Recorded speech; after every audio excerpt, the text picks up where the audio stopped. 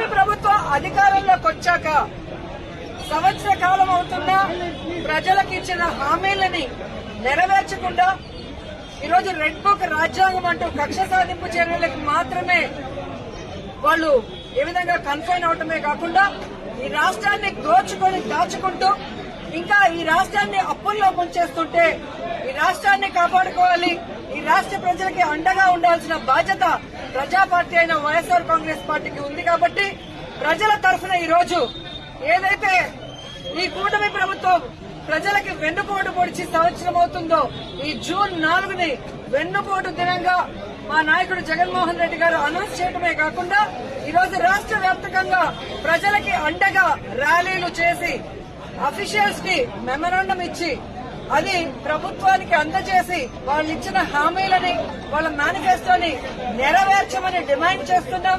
అవి నెరవేర్చకపోతే వదిలే ప్రసక్తి లేదు అని కూడా ఈ సందర్భంగా హెచ్చరిస్తున్నాం. మీరు చూస్తే ఎన్నికల ముందు కూటమి ప్రభుత్వం అంతా ఎలా ప్రచారం చేసుకుందో మనం చూసాం. ముఖ్యంగా తెలుగుదేశం పార్టీ వాళ్ళైతే వచ్చేది బాబే, ఇచ్చేది బాబే.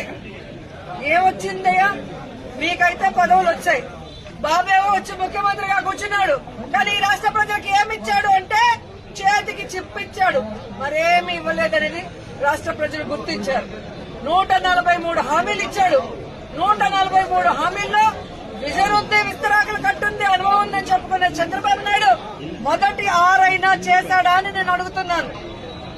ఈరోజు చూస్తే చంద్రబాబు నాయుడు ఏరు దాటక ముందు ఏటి మల్లన్న, ఏరు దాటాక బోడి మల్లన్న చందంగా పరిపాలించిన విధానం మనకు తెలుసు.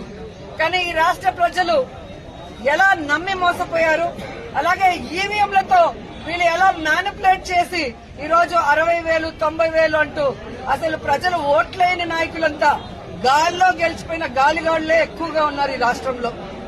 సో ఈ రోజు నేను ఎందుకు ఇది చెప్తున్నాను అంటే జగన్మోహన్ రెడ్డి గారు ఎన్నికల్లో చెప్పడం జరిగింది, చంద్రబాబు నాయుడు 3 సార్లు ముఖ్యమంత్రి అయినా ఏ రోజు చెప్పిన వాగ్దానాన్ని నెరవేర్చలేదు, పిల్లలిచ్చిన మామనే వెన్నుపోటు పొడిచిన వాడు, జాగ్రత్తగా ఉండండి అని. కానీ ఈవీఎంల దగ్గర మనం ఏం చేయగలం? సో ఈవీఎంలని మ్యానిపులేట్ చేశారు. కొన్ని చోట్ల అమాయకమైన ప్రజలు, రైతులు, మహిళలు కూడా జగన్ గారే ఇచ్చినప్పుడు చంద్రబాబు నాయుడు, లోకేష్, పవన్ కళ్యాణ్ ఇస్తారేమో, పవన్ కళ్యాణ్ చెప్పిన మాటలు నమ్మి చాలా మంది ఓట్లు వేయడం కూడా జరిగింది. కానీ ఈ రోజు చూస్తే సూపర్ 6 చేస్తామన్న చంద్రబాబు నాయుడు సూపర్ 6 చేశాడా అని అడుగుతున్నాను. అన్నిటికీ వెన్నుపోటు పొడిచింది నిజం కాదా అని అడుగుతున్నా. ఈ రోజు తల్లికి వందనం ఇస్తానన్నాడు, కానీ ఇవ్వకుండా వెన్నుపోటు పొడిచాడు. రైతుకు అన్నదాత ఇస్తా అన్నాడు, ఇవ్వకుండా వెన్నుపోటు పొడిచాడు. జాబ్ క్యాలెండర్ ఇస్తా అన్నాడు, ఇవ్వకుండా వెన్నుపోటు పొడిచాడు. ఉద్యోగం ఇవ్వని వాళ్ళకి నిరుద్యోగ భృతి ఇస్తా అన్నాడు, ఇవ్వకుండా వెన్నుపోటు పొడిచాడు. అలాగే అధికారులకి ఐఆర్ ఇస్తాను, డిఏ ఇస్తాను అని చెప్పాడు, కానీ ఈ రోజు ఇవ్వకుండా ఎలా వెన్నుపోటు పొడిచారో మనం చూసాం. మహిళలకైతే ఉచిత బస్సు ఇస్తాను, పొద్దు నుంచి సాయంత్రం వరకు ఫ్రీగా తిరుక్కోవచ్చు అని చెప్పారు, కానీ ఇవ్వకుండా ఎలా వెన్నుపోటు పొడిచారో మీరందరూ కూడా కళ్ళారా చూశారు. ఈ రోజు ఒక్కరికి కూడా ఒక సెంటు భూమి గాని, ఒక ఇల్లు గాని కట్టించకుండా ఎలా వెన్నుపోటు పొడిచాడో మీరందరూ కూడా కళ్ళారా చూస్తున్నారు. సో వెన్నుపోటు అంటే చంద్రబాబు నాయుడు, చంద్రబాబు నాయుడు అంటే వెన్నుపోటు. ఇది ఈ రోజు ప్రజలు తెలుసుకున్నారు, వాళ్ళకి జరిగిన నష్టాన్ని వాళ్ళు తెలుసుకున్నారు. ఎప్పుడెప్పుడు ఎన్నికలు పెడితే జగన్మోహన్ రెడ్డి గారికి ఓటేసి మళ్లీ ముఖ్యమంత్రిని చేసుకోవాలని ఎదురు చూస్తున్నారన్న దాంట్లో ఎటువంటి అతిశయోక్తి లేదని కూడా తెలియజేసుకుంటున్నా. మొదటిసారి ముఖ్యమంత్రి అయిన జగన్మోహన్ రెడ్డి గారు తాను ముఖ్యమంత్రి అయిన రోజుకి చంద్రబాబు నాయుడు ఖాళీ చేసి ఖజానాలో 100 కోట్లు మాత్రమే పెట్టినా ఆయన పెట్టిన అప్పులన్నీ తీర్చి జగన్మోహన్ రెడ్డి గారు ఇచ్చిన ప్రతి వాగ్దానాన్ని నెరవేరుస్తూ వెల్ఫేర్ డెవలప్మెంట్ 2 కళ్లగా ముందుకు వెళ్లాడు. జగనన్న దిగిపోయే రోజుకి 7,000 కోట్ల రూపాయలని ఖజానాలో పెడితే సిగ్గులేని కూటమి ప్రభుత్వ నాయకులు ఈ రోజు ఖజానా ఖాళీగా ఉంది, ఖజానాలో ఏమీ లేదు, ఏం చేయాలో అర్థం కాలేదు అని చెప్పి ఏ విధంగా మొసలి కన్నీళ్లు కారుస్తున్నారో మీ అందరూ చూస్తున్నారు. మరి మొదటిసారి ముఖ్యమంత్రి అయిన వ్యక్తి, వయసులో చిన్నవాడైన జగన్మోహన్ రెడ్డి గారు సంపద సృష్టించి ప్రజలకిచ్చిన మేనిఫెస్టోని ఎలా నెరవేర్చాడు, ఈ రాష్ట్రాన్ని అభివృద్ధి వైపుకి ఎలా నడిపించాడు, మెడికల్ కాలేజీలు ఎలా కట్టాడు, పిహెచ్సిల్ని ఎలా కట్టించాడు, స్కూల్స్ ని ఎలా రెనోవేట్ చేశాడు, ఈ రోజు టెంపుల్స్ ఎలా కట్టించాడు, రోడ్లు ఎలా వేశాడు, చెప్పుకుంటూ పోతే హార్బర్లు ఎలా కట్టారు. ఈడేమో అనుభవం ఉందంటాడు. సంవత్సరం అవుతుంది, ఒక్క సెంటు భూమి ఒకరికి ఇచ్చారా, ఒక ఇల్లు కట్టించారా? జగన్మోహన్ రెడ్డి గారు దిగిపోయే రోజుకి ఫినిషింగ్ లో ఉన్న మెడికల్ కాలేజీలు ఇంతవరకు పూర్తి చేయట్లేదు. వాటిని అమ్మేసి జగన్ గారి పేరు ఎవరు గుర్తు పెట్టుకోకూడదన్న ప్రయత్నం చేస్తున్నారు. హార్బర్లను అమ్మేయాలని చూస్తున్నారు ప్రైవేట్ వాళ్ళకి. స్కూళ్లన్నీ కూడా నిర్వీర్యం చేస్తున్నారు. ఇప్పటికే సిబిఎస్ఈ తీసేశారు, ఐపీది కట్ చేసేశారు, ట్యాబ్స్ కట్ చేసేశారు, రెనోవేషన్ లో ఫైనల్ స్టేజ్ లో ఉన్న వాటిని ఆపేశారు.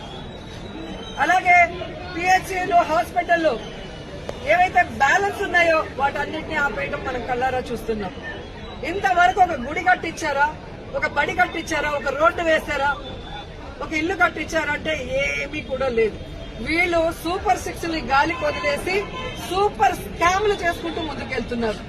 ఈ రోజు ఈ రాష్ట్రంలో చూస్తే బెల్ట్ షాపులు, పర్మిట్ రూములు ఇప్పటి ముప్పటిగా ఇచ్చి మద్యంతో ఎలా దోచుకుంటున్నారు. ఖజానా బొక్కబట్టారు. ఈ రోజు కూటమి ప్రభుత్వ జోబీలు మాత్రం ఫిల్ అవుతున్నాయి మద్యంతో. అలాగే ఇసుక మాఫియా, ముర్సా భూముల mafia, ganja mafia, drugs mafia, ఈ విధంగా ఇష్టానికి తయారయ్యారు. పోలీసులు ఎలా తయారయ్యారంటే రెడ్ బుక్ రాజ్యాంగానికి కాపలా కాస్తున్నారు. ఈ రోజు ఎవరెవరు వైఎస్ఆర్ కాంగ్రెస్ పార్టీ నాయకులుగా ఉన్నారు, ఎవరెవరు విలేజ్ల్లో ప్రజలకి అందుబాటులో ఉంటూ అన్ని చేసి మంచి పేరు తెచ్చుకున్నారో వాళ్ళందరి మీద లేనిపోని అక్రమ కేసులు పెట్టి వాళ్ళని అరెస్టు చేసి కనీసం ఛార్జ్ షీట్లు కూడా వేయకుండా వాళ్ళ మీద బెయిల్ రాకుండా ఎంత చేయాలో పోలీస్ వ్యవస్థ అంతా కూడా చేస్తుండటం మనం అందరం కూడా గమనించాలి. నిజంగా ఒక తప్పు జరిగితే కేసు ఎఫ్ఐఆర్ చేయండి. ఇమీడియట్ గా 10-15 రోజుల లోపలైనా మినిమం ఆ కేసుల్ని ఛార్జ్ షీట్ వేసి మీరు కోర్టుకి అప్పగిస్తేనే కదా వాళ్ళకి బెయిల్ వస్తుంది. అంటే తప్పుడు కేసులు కాబట్టి ఛార్జ్ షీట్ లో నిజాలు రాయాలి కాబట్టి, తప్పులు రాస్తే రేపు వాళ్ళ ఉద్యోగం పోతుంది కాబట్టి ఈ రోజు తప్పుడు కేసులతో జైల్లో 50 రోజులు, 60 రోజులు, 70 రోజులు మగ్గిపోయే పరిస్థితి వైఎస్ఆర్ కాంగ్రెస్ పార్టీ కార్యకర్తలకి, నాయకులకి కలుగుతోంది. ఎవరైతే ఈ రోజు తప్పుడు కేసులతో జైళ్లకు వెళ్లారో వాళ్ళకి అండగా నిలబడ్డాం. వారందరికీ కూడా ఈ రోజు బెయిల్స్ ఇచ్చాం. ఎవరైతే వాళ్ళ మీద అక్రమ కేసులు పెట్టి ఇబ్బంది పెట్టారో ఆ కూటమి నాయకుల్ని గాని, ఆ అఫీషియల్స్ ని గాని వదిలిపెట్టేది లేదు. మీకు రెడ్ బుక్ రాజ్యాంగం ఉంటే మాకు అంబేద్కర్ గారి రాజ్యాంగం ఉంది. అంబేద్కర్ గారి రాజ్యాంగం ప్రకారం న్యాయబద్దంగా మీ అందరినీ కూడా శిక్షిస్తామని కూడా ఈ సందర్భంగా తెలియజేసుకుంటున్నాం. అలాగే మీరు చూస్తే ఈ రాష్ట్రంలో ఆడవాళ్ల మీద ఏ విధంగా అరాచకాలు, అక్రమాలు, రేపులు, దురదృష్టకరం 3 ఏళ్ల అమ్మాయిని కూడా మొన్న మీరు చూస్తే ప్లీనరీ జరిగే ప్లేస్ లో రేప్ చేసి చంపేసి కంపల్లో వెళ్తే ఏ వంట బాగుంది అని మాట్లాడతారు. ఎంతమంది వచ్చారని మాట్లాడతాడు చంద్రబాబు నాయుడు. ఇచ్చిన సూపర్ 6 కి దిక్కు లేదు. 6 శాసనాలని చెప్పి సిగ్గు లేకుండా మళ్ళీ లోకేష్ గారు అనౌన్స్ చేస్తారు. పవన్ కళ్యాణ్ ఏమో నాకు ప్యాకేజ్ ఇస్తే చాలు, ఎవడెక్టు వచ్చినా నాకెందుకని. రాష్ట్రంలోనే కాదు, పిఠాపురంలో ఆడపిల్లలు రేపైనా పట్టించుకోడు. పిఠాపురంలో ఎస్సీల్ని గ్రామ బహిష్కరణ చేస్తే పట్టించుకోడు. సుగాలి కేసు అన్నారు, ఏమైందో తెలియదు. 30,000 మంది మాయమయ్యారన్నారు. మరి ఆ రోజు ఇంటెలిజెన్స్ వ్యవస్థ నీకు చెప్తే ఈ రోజు కూటమి ప్రభుత్వంలో ఉన్న నీకు ఇంటెలిజెన్స్ చెప్పదా 30,000 మంది ఎక్కడున్నారు? చంద్రబాబు నాయుడు ఎదురుగా నించొని ప్రజలకి వెన్నుపోటు పొడిచిన కట్టప్ అయితే సైడ్ నుంచి పొడిచిన కన్నింగ్ కట్టపులు పవన్ కళ్యాణ్ అండ్ లోకేష్ అని కూడా ఈ సందర్భంగా తెలియజేసుకుంటున్నాను. సో ముగ్గురికి నేను చెప్తున్నా, మీరు ప్రజలకి వెన్నుపోటు పొడిస్తే సైలెంట్ గా వెళ్లే పరిస్థితి లేదు. ప్రజలకి అండగా జగనన్న ఉన్నాడు. జగనన్న వెనక మేమందరం ఉన్నాం. జగనన్న సైనికులుగా మీ ప్రభుత్వం మెడలు వంచుతాం. ప్రజలకు మీరు ఇచ్చిన హామీలు నెరవేర్చేంత వరకు